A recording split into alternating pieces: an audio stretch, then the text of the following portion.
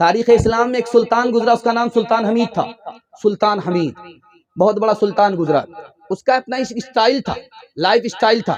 جب وہ کھانا کھاتا تھا تو گھر سے باہر نکل جاتا تھا.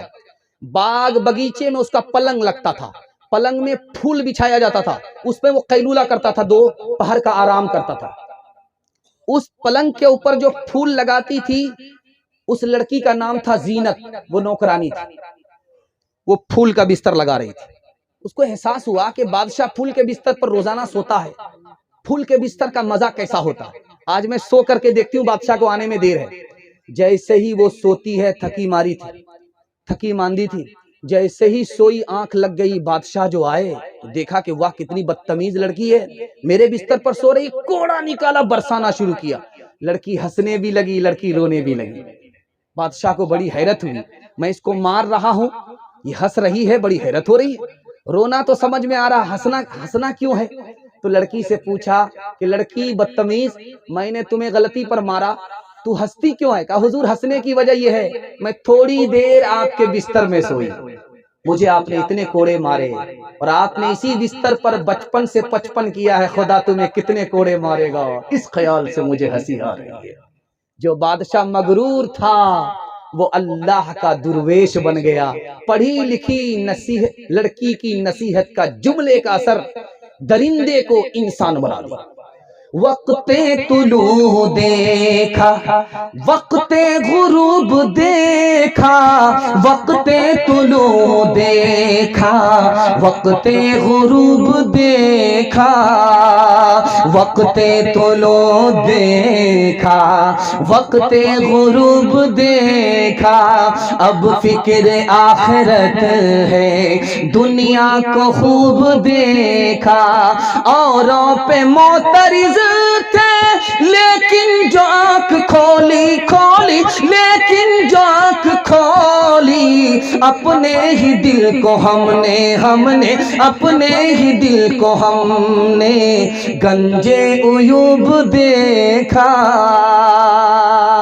بادشاہ بڑا خوش تھا، سارے دربار کے لوگوں سے کہا آج میں بڑا خوش ہوں، تم کو ایک اعلان دیتا ہوں، جو جس پر ہاتھ مارے گا وہ اس کا ہو جائے گا.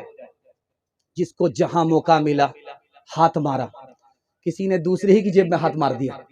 جس کو جہاں موقع ملا سونے پر ہاتھ مارا، چاندی پر ہاتھ مارا.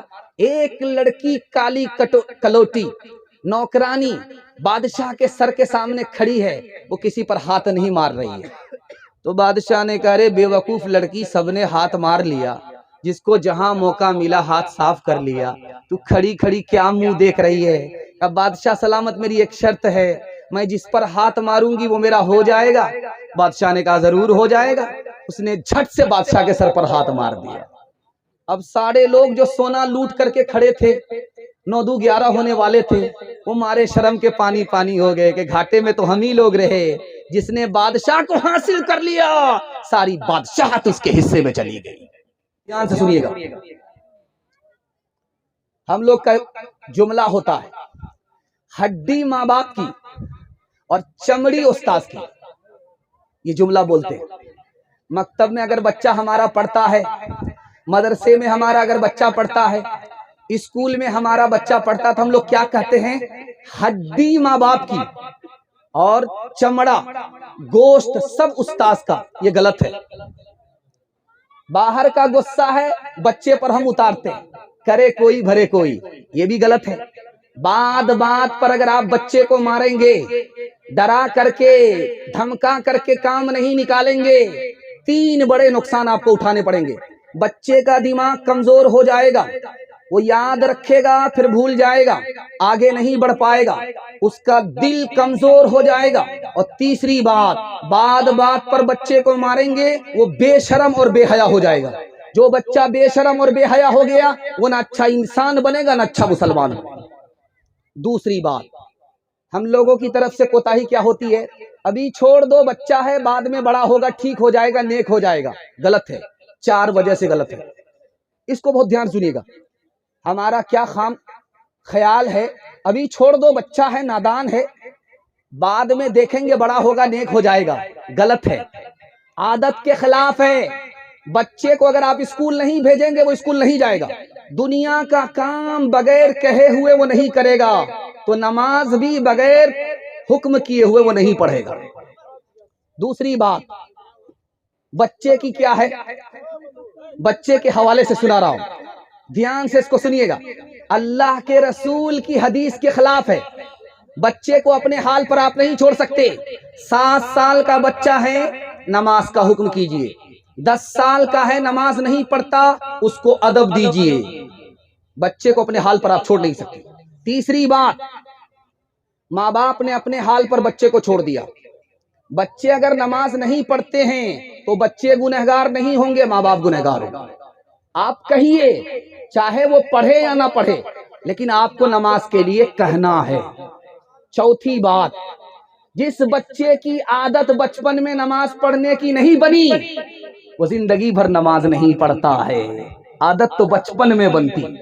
تیسری بات، ہمارا کیا کہنا ہے، آپ کا بچہ کیا ہے تو کہتے ہیں انجینئر ہے، آپ کا بچہ کیا ہے تو پروفیسر ہے، تھوڑا سا بے دین ہے، تھوڑا سا بددین ہو گیا ہے، تھوڑی سی دینداری نہیں ہے۔ ہم لوگ دینداری کو معمولی سمجھ رہے ہیں، تھوڑا سا بے دین ہو گیا ہے، تھوڑا سا گنہگار ہے۔ یہ تو ایسا ہی ہوا کہ جیسے بچے کی تھوڑی سی جان نکل گئی ہے تو بچہ بچا، کچھ نہیں بچا۔ جب دین نہیں رہا تو بچہ آپ کے ہاتھ سے نکل گیا۔ تیسری بات کو یاد رکھیے، نماز پڑھ رہے ہیں گھر کے سارے لوگ، بچے نماز نہیں پڑھتے۔ اسکول کا بچہ تھا، پوچھا گیا تم نماز کیوں نہیں پڑھتے ہو؟ وہ بچہ کہتا میں کس کے لیے نماز پڑھوں، مجھے خدا کے بارے ہی میں شک ہے۔ پہلے آپ اپنے بچے کے ایمان کی فکر کیجئے۔ رمضان کا مہینہ آنے والا ہے، تربوز کھا رہا ہے بچہ، روزہ نہیں رکھتا۔ مسلمان کا بچہ پوچھا گیا روزہ کیوں نہیں رکھتے ہو تو وہ کہتا میں جنوری فروری جانتا ہوں، رمضان نہیں جانتا۔ بچے کی جان ہم بچائیں گے، ایمان خدا بچائے گا۔ ہاتھ اٹھا دیجیے۔ یہ دیکھیے، ایمان کو بھی بچانا ہے، جان کو بھی بچانا ہے، دونوں ساتھ ساتھ۔ ہاتھ اٹھا دیجیے، انشاءاللہ آپ کا بچہ کامیاب ہو جائے گا۔ 1707 عیسوی میں اورنگزیب بادشاہ کا انتقال ہوا۔ کتنا بڑا یہ ملک ہندوستان تھا، 15 لاکھ مربع میل زمین ہندوستان کو حاصل تھی۔ کنیا کماری سے لے کر کے کابل تک ہندوستان تھا۔ اتنا بڑا ہندوستان کس بادشاہ نے دیا؟ اورنگزیب بادشاہ نے دیا۔ اس بادشاہ کا جب انتقال ہو گیا 1707 عیسوی میں تو ان کے 3 بیٹے تھے۔ 3 بیٹوں کے حصے میں حکومت آئی، تینوں نے جھگڑا شروع کیا۔ جھگڑے کے نتیجے میں مسلمان کے ہاتھ سے حکومت چلی گئی۔ دکھانے کے لیے جا رہا ہوں مسلمان کیسے حکومت ہاتھ سے گنواتا ہے۔ قصور اپنا ہے، الزام ہم دوسرے کو دیتے ہیں۔ دوسری مثال، 1757 عیسوی میں نواب سراج الدولہ نے مقابلہ کیا کس سے؟ انگریز سے۔ انگریز کی فوج کتنی ہے؟ 3000، اور نواب سراج الدولہ کے پاس فوج کتنی ہے؟ 70,000۔ 70,000 مسلمان ہار گئے، 3000 انگریز جیت گئے۔ کیوں؟ اپنوں کی غداری کی وجہ سے۔ میر جعفر نے غداری کی، 50,000 مسلمان ہار گئے۔ 1764 عیسوی میں میر قاسم نے مقابلہ کیا کس سے؟ انگریز سے۔ میر قاسم کے پاس فوج کتنی ہے؟ 50,000، اور انگریز کے پاس فوج کتنی ہے؟ 7,000۔ 7,000 انگریز جیت گئے، 50,000 مسلمان ہار گئے۔ نجف خان کی غداری کی وجہ سے، مسلمان کی غداری کی وجہ سے مسلمان کی فوج ہار گئی۔